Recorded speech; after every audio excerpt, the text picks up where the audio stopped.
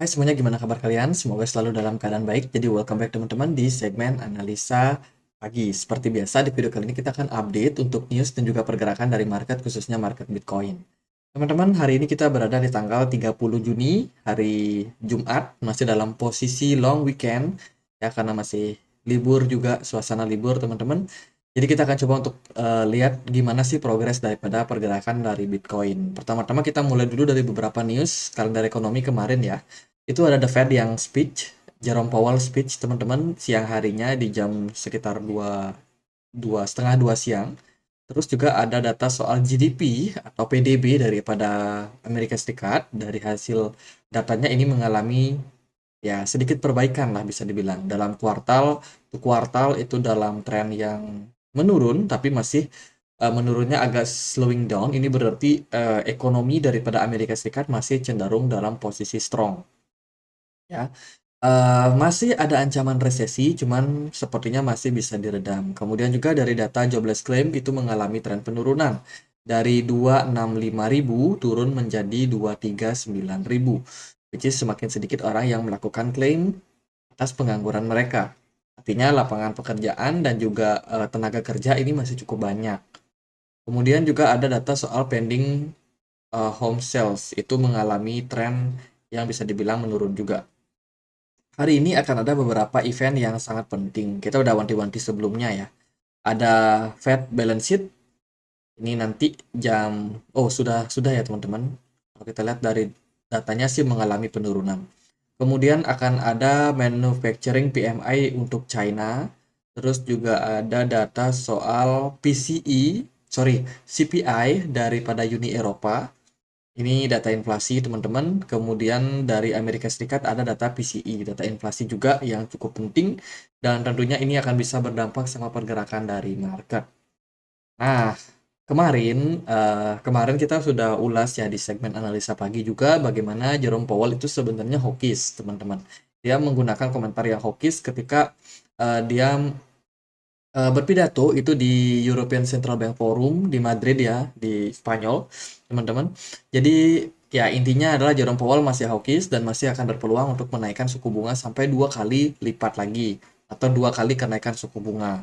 Tapi di komentarnya di pidato di siang hari kemarin itu Jerome Powell expect juga nih kalau dia akan slower rate increase, teman-teman. Jadi ya di hari Kamis kemarin, di hari Rabu kemarin itu dia cukup hawkish, tapi di hari Kamisnya itu mulai sedikit melemah nih, melemah. Jadi ekspektasinya Jerome Powell sih nggak pengen hawkish ya, dia nggak pengen hawkish, tapi dia cuma akan melihat beberapa data yang akan cukup penting seperti data PCE, CPI, dan juga PPI. Kemudian sih yang jadi pertimbangannya juga adalah tentunya adalah data unemployment rate juga, teman-teman.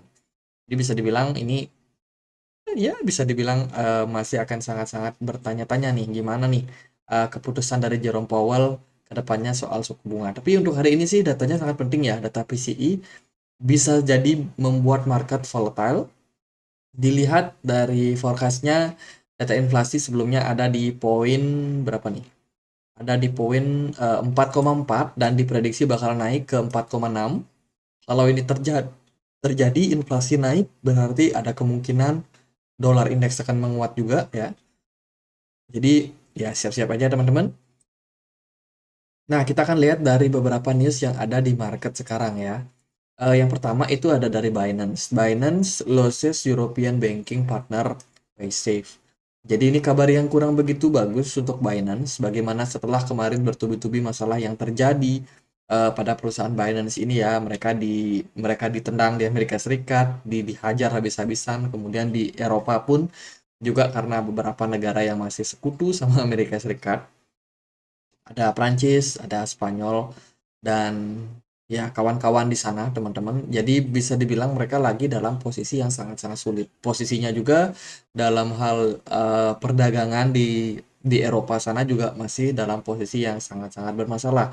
Baru-baru aja katanya mereka kehilangan partner Passive Payment Solution ya, karena ya ini masalah bisnis sebenarnya, dan ya perusahaan ini sudah meng-announce kalau akan me-withdraw support mereka dari crypto exchange. Jadi ini kabar yang kurang begitu bagus. Jadi Binance sendiri adalah salah satu crypto exchange yang sekarang paling banyak mendapat tekanan. Harga BNB pastinya nggak akan kemana-mana kalau dengan posisi yang seperti ini, teman-teman. Kita lihat dari news yang lain ya, ada Sui, teman-teman. Sui ini kena masalah katanya. Dari penelitian yang dilakukan, emisi yang disalahartikan, sengaja bukti bahwa tim itu sendiri membuang hadiah dari Sui. Dikunci dan tidak beredar di. Nah, ini data soal Sui ya, yang katanya hasil rewardnya ini tiba-tiba di unstaking oleh internal mereka, kemudian dilakukan withdrawal.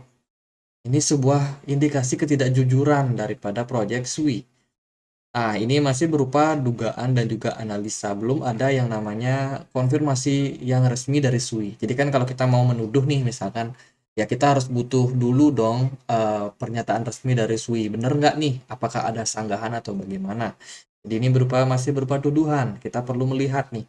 Mereka sih memang menampilkan data-data yang cukup mungkin bisa dipertimbangkan juga, teman-teman. Jadi ada beberapa data yang ditampilkan. Ini menunjukkan bahwa ada masalah daripada internal Sui sendiri. Artinya dari developernya ya.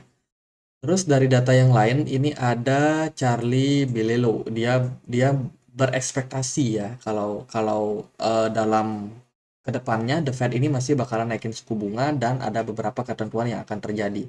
Dia memprediksi bahwa cut off atau cut rate itu akan dilakukan di 2024 bulan Desember. Sangat panjang kalau kita perhatikan ya. Jadi dia prediksi di tanggal 26 Juli 2023 akan ada kenaikan suku bunga sampai 25 basis point. Kemudian di September, November, Desember itu bakalan pause, teman-teman. Nah, di Januari 2030, sorry, 31 Januari 2024 itu masih ada kemungkinan Jerome Powell, oh ini dia bilang cut, teman-teman. Akan mulai ada cut off, ya. Akan mulai ada cut off sebanyak 25 basis point. Jadi diprediksi udah 2024 ini di Januari 31 itu bakalan ya inflasi udah berhasil ditekan. Posisi Amerika Serikat dalam posisi soft landing yang artinya dia tidak mengalami resesi, bahkan tidak mengalami yang namanya krisis ya. Jadi soft landing, aman-aman aja. Itu akan mulai cut rate sampai 25 basis point di Januari. Wow, ini menarik nih. Nah, kalau kita lihat dari datanya ini akan slowing down seperti ini. Jadi pertama-tama dia masih akan naikin suku bunga, oke. Kemudian ya mulai melemah, mulai turun seiring dengan penurunan data inflasi. Oke, menarik kita lihat ini sebuah prediksi yang cukup menarik, teman-teman. Terus juga ada berita dari Presiden Biden yang mengatakan dia akan membuat sistem pajak menjadi aman, menjadi seimbang, menjadi adil. Ya, ini akan menghapuskan yang namanya loopholes atau celah untuk crypto traders, terutama bagi institusi besar. Jadi mereka bilang crypto traders and hedge fund manager ini akan sama-sama mendapatkan perlakuan khusus perihal perpajakan. Jadi Joe Biden sendiri nggak akan tanggung-tanggung sama yang namanya celah-celah pajak yang ditimbulkan daripada yang namanya proses transaksi cryptocurrency. Jadi akan benar-benar dibikin adil seadil-adilnya. Itu katanya. Nah, sekarang kita akan coba untuk lihat ya gimana pergerakan dari market, khususnya market Bitcoin. Di perdagangan kemarin, indeks dolar menguat, teman-teman. Sesuai dengan prediksi kita, indeks dolar membentuk inverse head and shoulders, dan so far kita ongoing untuk create kenaikan dulu nih untuk jangka pendek. Kita hapus ya. Jadi neckline-nya kurang lebih ada di sini neckline-nya guys. Tuh, ada peluang untuk indeks dolar kembali menguat karena kenaikan daripada potensi daripada kenaikan suku bunga yang masih akan berpotensi dilakukan oleh The Fed. Jadi ya itu teman-teman. Kemudian dari pergerakannya gold itu terus mengalami depresiasi ya, terus mengalami penurunan. Sementara dari Bitcoin kemarin sempat spike sedikit naik, tapi sekarang udah mulai tertekan lagi. Jadi ini balik lagi ke plan kita yang kemarin, teman-teman. Dari analisa saya sendiri, tentu saja kita, teman-teman mungkin udah clear ya, teman-teman. Kita ongoing untuk koreksi terlebih dahulu. Nah, Ekspektasi saya adalah bisa turun sampai 28.800. Nah, teman-teman yang baru masuk market nih, ada yang agak miss ya. Jadi maksudnya ekspektasi itu adalah sebuah harapan. Jadi tentu saja Bitcoin sekarang dalam fase koreksi dan kita punya harapan turun ke sekian teman-teman, 28.800 atau mungkin di 28.000. Tapi bukan berarti Bitcoin akan turun ke sana. Ini adalah harapan kita yang mungkin mau melakukan akumulasi untuk harga yang terbaik ya. Jadi harga terbaiknya yang saya pikirkan itu adalah di harga sekian. Pertimbangannya dari mana? Dari menggunakan Fibonacci retracement. Kita bisa ambil dari swing high sampai swing low-nya dan ketemulah Fibo 61,8 dan juga 50% di sana. Dengan target itu adalah 28.800 serta 28.000 US dollar teman-teman. Jadi itu adalah best price yang kita bisa dapetin. Tapi bukan berarti Bitcoin akan ke sana. Tidak pasti Bitcoin bakal ke sana. Bisa aja di harga sekarang Bitcoin itu malah rebound. Atau mungkin bisa turun hanya sampai 29.200. Jadi ini perlu untuk diklarifikasi sepertinya. Karena banyak orang yang berpikir bahwa, oh Bitcoin akan turun. Iya dia akan turun. Tapi peluangnya berapa persen buat ke sana. Jadi ekspektasinya kita itu ke sana. Tapi belum tentu Bitcoin bakal ke sana. Kalau kita lihat dari perdagangan kemarin, ya kan volume perdagangannya cenderung menguat. Tapi dari smart money overall itu mengalami penurunan. Artinya adalah para whales dalam posisi yang kemarin itu masih kayak wait and see dulu. Dugaan saya sih dia menunggu data PCE yang hari ini bakalan rilis. Ini akan sangat-sangat penting dan berdampak sama market kripto. Ya, jadi belum tentu memang Bitcoin bakalan turun ke harga tersebut. Tapi andai kata dia turun ke harga tersebut, itu adalah posisi yang teman-teman bisa untuk pertimbangkan, terutama bagi kalian yang ketinggalan kereta kemarin ketika kenaikan Bitcoin di sini ya, di tanggal 16 Juni kemarin. Jadi bisa dibilang kurang lebih seperti itu. Jadi data PCE yang kita akan temukan hari ini itu bakalan sangat-sangat berdampak sama market. Jadi mungkin akan ada volatile. Apakah inflasinya naik sehingga Bitcoinnya drop, nyungsap sampai 28.000? Ya bisa jadi seperti itu. Tapi kalau andai kata data inflasinya cenderung turun, ya kan siapa tahu inflasi turun bisa jadi Bitcoin malah ngepam di harga sekarang dan langsung ongoing untuk running wave 3-nya. Mana wave 3? Oh, di sini teman-teman. Running wave 3-nya. Kita masih sekarang dalam posisi korektif. Kita sih expect-nya ya Bitcoin bisa turun agak dalam ya. Siapa tahu mungkin ada teman-teman yang mau ambil barang. Nah, dari BTC Dominance kemarin itu mengalami penurunan atau koreksi setelah kenaikannya sampai 2000-an teman-teman. Sorry, 1947 ya kemarin. Terus sekarang udah mulai dalam posisi korektif kembali. Sementara smart money-nya masih cukup tinggi di Bitcoin. Jadi saya rasa dominasi Bitcoin ini masih sangat berpotensi untuk strong. Beberapa altcoin kemarin ngepam lumayan signifikan seperti Bitcoin Cash, kemudian Solana ngepam lumayan signifikan, terus PP juga naik nih teman-teman. Ya itu aja sih sebenarnya. Jadi nggak terlalu gimana-gimana juga untuk hari ini ya saya rasa volatile. Teman-teman hati-hati aja kalau teman-teman trading, siapa tahu memang data PCE yang akan dirilis itu berdampak sangat signifikan terhadap market.